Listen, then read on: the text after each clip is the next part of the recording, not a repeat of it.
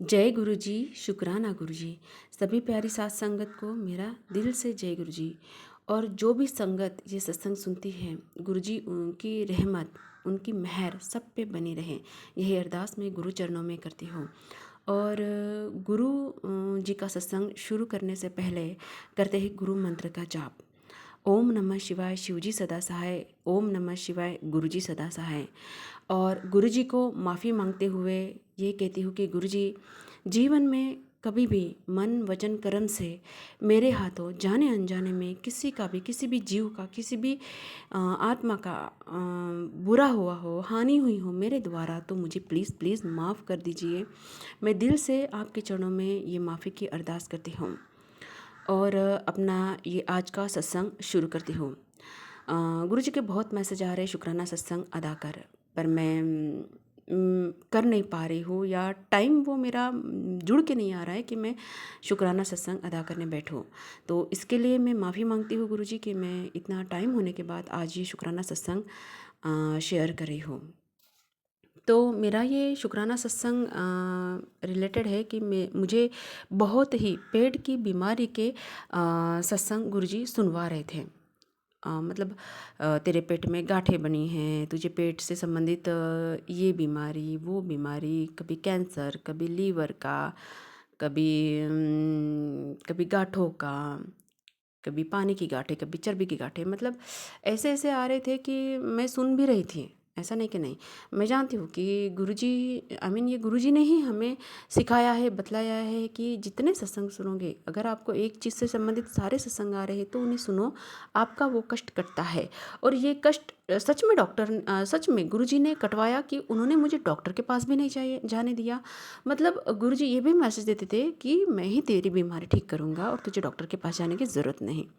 हुआ ऐसे कि बहुत दिनों से मुझे ये सत्संग सुनाई दे रहे थे कि पेट से संबंधित रिलेटेड, बीमारी से संबंधित रिलेटेड, और मैं सारे सुनते थे। तो एक संडे था जो हमारे यहाँ पे कोरेगांव पार्क में सत्संग होता है, जो फर्स्ट एंड थर्ड संडे के दिन होता है। और बिल्कुल संडे का ही दिन था, और मैं सुबह से बहुत अनईज़ी फील कर रही थी। अपने पेट के ऊपरी हिस्से में मुझे बहुत ज़्यादा बैड फील हो रहा था, बहुत हेवीनेस, ऐसे लग रहा था जैसे सांसें रुक जाएगी, सांस लेना नहीं हो रहा था, पेट में बहुत हेवीनेस हो गया था। ये बहुत ज़्यादा अनईज़ी मैं फील कर रही थी, और मेरे मन में था कि नहीं, मुझे सत्संग में जाना है। मेरा सत्संग में, मैं सत्संग को छोड़ना नहीं चाहती कभी भी। तो बहुत ही दिल था कि नहीं, सत्संग में जाना है, चाहे जो भी हो जाए, कितनी भी तबीयत खराब हो, गुरु जी आप देख लो, मुझे नहीं पता, मैं आपके पास आ रही हूँ, बस ऐसा था मेरे मन में। और जैसे कि मैं अपने फैमिली के साथ जाती हूँ, मेरे पति बच्चे को लेके जाती हूँ, दूर है तो उन्हीं के साथ जाती हूँ। बहुत अनईज़ी फील कर रही थी, गाड़ी में भी बैठे थे तो इतना अनईज़ी फील रही थी। गुरु जी को बोला कि गुरु जी आप चलो, साथ रहो, आपने सत्संग में लेके चलो और लेके आप ही वापस आओ। बहुत ज़्यादा अनईज़ी फील कर रही थी, सांसें लेना मुझे बहुत हेवी हो रहा था, चलना मुझे हेवी हो रहा था, मेरा पैर भी उठ नहीं रहे थे, बहुत ही ज़्यादा अनईज़ी फील कर रही थी। ऐसे लग रहा था कि पता नहीं क्या ही हो जाना है अभी। कभी इधर पेट में हेवी लग रहा था, कभी उधर पेट में हेवी लग रहा था, अपर साइड बहुत जाम हो रखा था, और समझ ही नहीं आ रहा था कि क्या करें। पर मुझे सत्संग अटेंड करना था। जैसे सत्संग में बैठे, आंखों से पानी झरझर बहना शुरू हो गया। मतलब ऐसे रो रही थी कि क्या ही को, पता नहीं कौन से कष्ट गुरुजी काट रहे थे। बहुत ज़्यादा मुझे रोना आ रहा था, और रोई भी। और थोड़ी देर में चाय प्रसाद मिला मुझे। चाय प्रसाद पीते ही मुझे ऐसे उल्टी जैसी उबकाई आई, उल्टी जैसे वक्त मैं वहाँ पे उठ के और गुरुजी ने भी देखो मुझे ऊपर बिठाया, ऊपर के फ्लोर पे बिठाया। तो वहाँ पे भी गुरुजी के स्वरूप वगैरह लगे, और पास ही में बाथरूम था, क्योंकि नीचे बैठती तो पास ही में बाथरूम मुझे नहीं था, बाहर जाना पड़ता, मैं इतना कंट्रोल भी नहीं कर पाती। तो गुरुजी ने देखो मुझे ऊपर बिठाया उस वक्त, उस दिन। और मैं जल्दी ही बाथरूम के पास जाके ओमिट कर दिया। तो चाय प्रसाद पिया, वो वोमिट हो गया। तो वहाँ पे एक वोमिटिंग हो गई, और मैं थोड़ा रिलीफ फील करने लगी। ऐसा लग रहा था कि मेरा पेट का ऊपरी हिस्सा रिलैक्स हो गया है। मैंने सत्संग अटेंड करा। गुरुजी ने बहुत अच्छे से मुझे हमेशा जोड़ दिया, हमेशा। मैं शुक्रगुजार हूँ गुरुजी की कि वो मुझे हमेशा बहुत अच्छे से, जब भी सत्संग में जाती हूँ, आंखों से पानी बहना, कनेक्शन सा फील हो जाता है, या फिर मेरे लेफ्ट बॉडी पार्ट में एकदम से गूज़बम्प आ जाते हैं, और अंदर से बहुत वो फीलिंग आ जाती है कि गुरुजी ने बस एक टच कर लिया हो मुझे, जैसे मेरे प्रभु ने मुझे टच कर लिया हो, जैसे ऐसा फीलिंग हो जाता है मुझे। तो वहाँ पे सत्संग पूरा अटेंड किया, मैं थोड़ा रिलैक्स भी फील हुई, क्योंकि जाते वक्त इतना मन भारी था, दिल भारी था और हेड भी मेरा भारी था, वो पेट की वजह से मैं बहुत अनकम्फर्टेबल थी। लेकिन जब हम वहाँ से निकले, सत्संग बहुत अच्छे से लंगर प्रसाद भी गुरुजी ने करवाया। मुझे लगा कि लंगर प्रसाद मैं कर पाऊँगी कि नहीं कर पाऊँगी, पर मन में आया कि नहीं, तू इधर ही खा। गुरुजी जैसे कह रहे हो कि ये लंगर प्रसाद तुझे पूरा ख़त्म करना है और यहीं पे ख़त्म करना है, और जल प्रसाद भी पीना है। तो मैंने दोनों किया, दोनों भी खा लिया, और गुरुजी की कृपा से मुझे गया भी, वरना मैंने सोचा नहीं था कि मैं लंगर प्रसाद कर पाऊँगी, क्योंकि मन में यही सवाल है कि लंगर प्रसाद मैं कर पाऊँगी कि नहीं, कि घर ले जाओ, ऐसे मन में आया था। पर गुरुजी ने मुझे गाइड किया और मैंने वो कर लिया गुरुजी की कृपा से। और वहाँ से हम फिर निकले तो घर पहुँचे। घर पहुँचते फिर से मुझे वो मीटिंग होगी। लंगर प्रसाद और जल प्रसाद जो पिया था वो भी पूरा घर में निकल गया। फिर मैं थोड़ा बहुत ही ज़्यादा रिलैक्स फील करने लगी। फिर थोड़ा सा सोई, उठी तो चाय और पानी पिया मैंने, तो मुझे कोई वोमिटिंग नहीं हुआ। रात को थोड़ा सा खाया, कोई वोमिटिंग नहीं हुआ। फिर सुबह दूसरे दिन मुझे खाली पेट पूरा येलो येलो पानी मेरे मुंह से, आई मीन पेट से बाहर निकला, तो वो एक उल्टी हुई। मतलब गुरुजी ने चाय प्रसाद की उल्टी करवाई, जल प्रसाद और लंगर प्रसाद की उल्टी करवाई, और सुबह खाली पेट वो जो भी खाली पेट था मेरा, जो येलो वाटर या येलो लिक्विड जो भी रहता है वो बाहर गुरुजी ने निकाला, वो हुआ। बाकी मैंने जो घर का खाना खाया, पानी पिया, उसका कुछ नहीं हुआ, वो मुझे डाइजेस्ट हो गया। तो गुरुजी की कृपा देखो, मैं ये चीज़ माइंड करा कि ये गुरुजी कितना सुंदर तरीके से मुझे हील करते। मैं खुश थी वहाँ पे। मैं उस चीज़ का मुझे बहुत ज़्यादा परेशानी तो हो रही थी, दिक्कत तो हुई फिजिकल, पर मुझे इतना था मन में कि गुरुजी कुछ बड़ा काट रहे, अगर मैं हॉस्पिटलाइज हो जाती, ज़्यादा कुछ हो जाता, ऑपरेशन हो जाता, कुछ और बहुत सारी दवाइयाँ खानी पड़ती, तो कितना सारा खर्चा होता। फिर पैसे जाते, एनर्जी जाती, टाइम जाता, और जो फिजिकल इंजरीज होनी थी वो भी। तो देखो मुझे कितना सारे स्टेप्स से गुरुजी ने बचाया। इतने सारे स्टेप्स में मुझे गुजरने ही नहीं दिया गुरुजी ने, उन्होंने ही हील कर दिया। मैंने गुरुजी को कहा कि गुरुजी मैं डॉक्टर के चक्कर में बिल्कुल नहीं काटूंगी, आपको मुझे ठीक करना है, करो आप जानो, आप जो मुझे वक्त पे और जो गाइड करेंगे वो मैं करूँगी। अगर आप उस वक्त मुझे जो आप बोलेंगे कि ये कर, तो मैं वो कर लूँगी। तो मेरे मन में था कि नहीं गुरुपा आप देख लो, आप जो कहेंगे वो अब फिर तो। और मैंने उनके चरणों में रख दिया कि देखो। पर मुझे इतना था कि जो मुझे दिक्कत हो रही थी उस वक्त, तो मुझे डॉक्टर के पास जाने से ज़्यादा मुझे गुरुजी के पास जाना बहुत ज़्यादा इंपॉर्टेंट लगा। मैं गुरुजी के पास, गुरुजी ने ही मुझे बुलाया, उन्होंने ही बुलाया।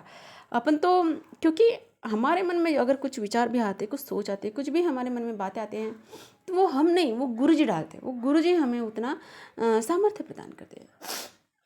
मैं बहुत ज़्यादा शुक्रगुजार हूँ कि गुरुजी ने मुझे इस तरह मैजिकली बिल्कुल मिरेकल जैसा मुझे फील हो रहा था। उस वक्त मैं वो हर चीज़ माइंड कर रही थी, और मैं समझ रही थी कि गुरुजी मुझे हील कर रहे हैं, मेरा डॉक्टर तो गुरुजी है, तो मुझे घबराने की ज़रूरत नहीं।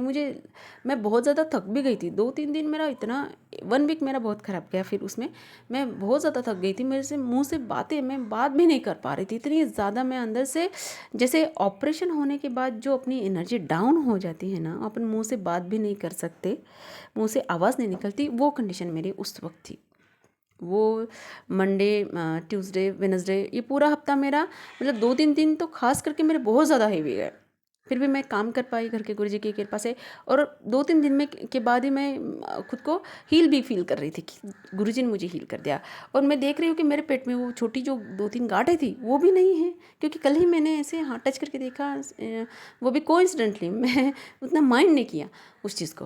पर जब टच किया तो पहले जो गांठें मेरे हाथ में लगती थी वो नहीं लगी। मैंने कहा वाह गुरुजी, ये तो आपने किया, ये तो आपकी कृपा है। तो दिल से बस गुरुजी के लिए शुक्राना, धन्यवाद, थैंक यू, आभार ही निकलता है बस, कि गुरुजी आप कितने प्यारे और कितने प्यारे तरीके से हमें हील करते थे। कि हमें जो बहुत ज़्यादा लेवल पे कुछ फेस करना है वो हमें करने ही नहीं देते। आप वो हमें करना पड़ता ही नहीं है। आप कितना बचाते हो हमें, हम कितना प्रोटेक्ट करते हो हमें।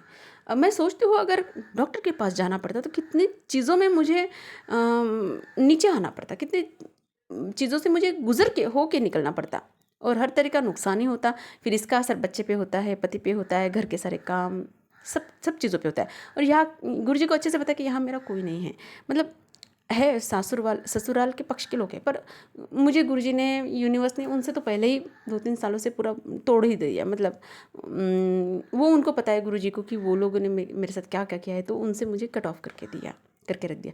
तो कोई मेरे काम की कोई नहीं है, सिर्फ मेरा पति बच्चा ही यहाँ पे है, और मेरे मायके वाले लोग नागपुर में रहते हैं, मतलब बहुत दूर है यहाँ से, पूना से।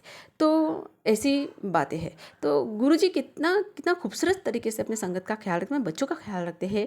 वो सर्वप्रथम हमारे माता पिता हैं, क्योंकि असली तो हमें तो हमारे प्रथम माता पिता तो बस हमारे गुरु थे, हमारे परमात्मा ही हैं माता पिता, देन वो हमारे गुरु है। और माँ बाप में भी तो गुरु होते हैं ही है कहीं ना कहीं। तो हमें एडिशन मिला है, देखो ये प्लस पॉइंट हो गया हमारा कि माता पिता प्लस गुरु, उनमें ही गुरु, उनमें ही गुरु और माता पिता भी। तो कितने खूबसूरत एक नाता गुरुजी ने हमसे जोड़ा है। हम उसने लायक है कि नहीं ये तो बस भगवान ही जाने, पर हमें उस लायक गुरुजी ने समझा, हमारे परमात्मा ने समझा, ये हमारा सौभाग्य है। मैं गुरुजी की बहुत ज़्यादा शुक्रगुजार हूँ कि उन्होंने मुझे इस तरह मुझे डॉक्टर हील किया और डॉक्टर के पास जाने की ज़रूरत नहीं पड़ी। तो मैं बहुत ज़्यादा शुक्रगुजार हूँ अपने परमात्मा की, अपने गुरु की, और बहुत बहुत शुक्राना अदा करती हूँ।